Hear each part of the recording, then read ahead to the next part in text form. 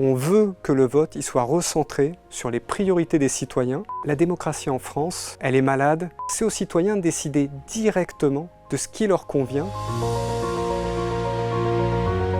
Démocratie directe, c'est un mouvement qui a pour but de mettre en place la démocratie directe en France. La proposition de démocratie directe, c'est de retirer un petit peu de pouvoir à nos représentants et aux membres de nos gouvernements. Avec la démocratie directe, le citoyen, il va être appelé à voter régulièrement, mais sur des sujets très précis. On n'aura pas des listes de décisions extrêmement complexes. Finalement, au quotidien, un système de démocratie directe, c'est relativement simple. On ne va pas demander aux gens d'aller voter toutes les semaines avec toute une organisation de bulletins de vote, etc. On n'est plus sur ce temps du week-end où tous les gens vont être bloqués et finalement, c'est des votes directs, de manière très régulière, presque de l'ordre de tous les 2 mois. À l'initiative soit des parlementaires et du gouvernement, soit à l'initiative des citoyens avec le recueil d'un nombre de signatures défini. Et nous, chez Démocratie Directe, on veut que le vote y soit recentré sur les priorités des citoyens et pas sur les priorités de nos représentants. La démocratie en France, elle est malade et même en danger. On assiste à une crise de notre structuration politique, avec finalement des blocs qui s'extrémisent, plus rien qui ne passe, où dès qu'on propose quelque chose, un autre parti va se positionner finalement et poser un veto. Et d'être contraint par la totalité d'un programme, d'un parti politique, alors que des idées, il y en a dans chacun des partis.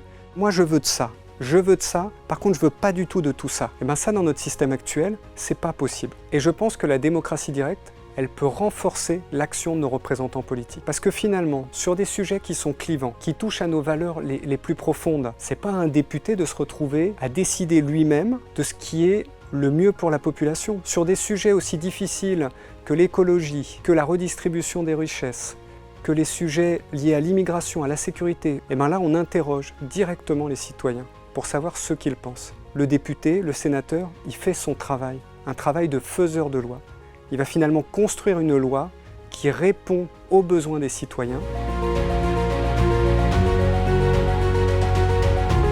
Quand on parle de démocratie directe, on arrive tout de suite à un certain nombre de préjugés. Les citoyens sont trop stupides pour décider. Alors ça, c'est la première erreur, parce que tous les travaux de recherche montrent que quand les citoyens décident par eux-mêmes, non seulement d'un point de vue économique, le choix est beaucoup plus optimum, on assiste à une réduction des déficits, là où, dans un système représentatif, vous êtes toujours en train de finalement de vous positionner par rapport à une élection, donc vous n'êtes pas dans de l'optimum. Vous êtes en train de vous dire qu'est-ce que je dois faire pour. Et c'est presque pas de la faute de nos représentants, c'est notre système politique qui les conduit à ça.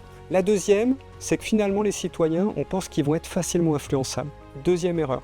C'est beaucoup plus facile d'influencer quelques représentants, et d'ailleurs les sociétés de lobbying savent plutôt bien le faire, que d'influencer une population qui va avoir des idées et des convictions qui sont multiples. Et le troisième préjugé, c'est que finalement, avec la démocratie directe, rien n'avancera. Là aussi, c'est tout le contraire. Et c'est assez normal, parce que finalement, nos représentants, ils sont bien plus conservateurs que nous. Quand vous ne savez pas exactement ce que pensent vos citoyens, eh ben vous vous dites, il vaut peut-être mieux la sous-jouer. On ne veut pas prendre trop de risques, parce qu'il y a quand même une élection qui est au bout de l'échéance. Alors qu'un citoyen, il vote sur ses priorités. S'il a un avis, il le donne, et lorsque l'ensemble des citoyens votent, eh ben vous avez des transformations. Je donne juste l'exemple, la Suisse, par son système, a été un des pays les plus moteurs en matière d'écologie, alors que vous avez d'autres pays, dans un système classique, qui ne le sont clairement pas. Quand on regarde les travaux de recherche qui se sont portés sur les pays qui ont mis en place la démocratie directe, je pense notamment à la Suisse, mais il y a plein d'autres exemples, on voit que les tensions politiques se sont pacifiées par la participation des citoyens aux enjeux de leur société. Si ce que je viens de vous dire vous parle, eh bien vous pouvez adhérer gratuitement à Démocratie Directe. Ça se passe sur notre site internet, démocratiedirect.eu. Rejoignez-nous pour que votre vote ait un réel sens.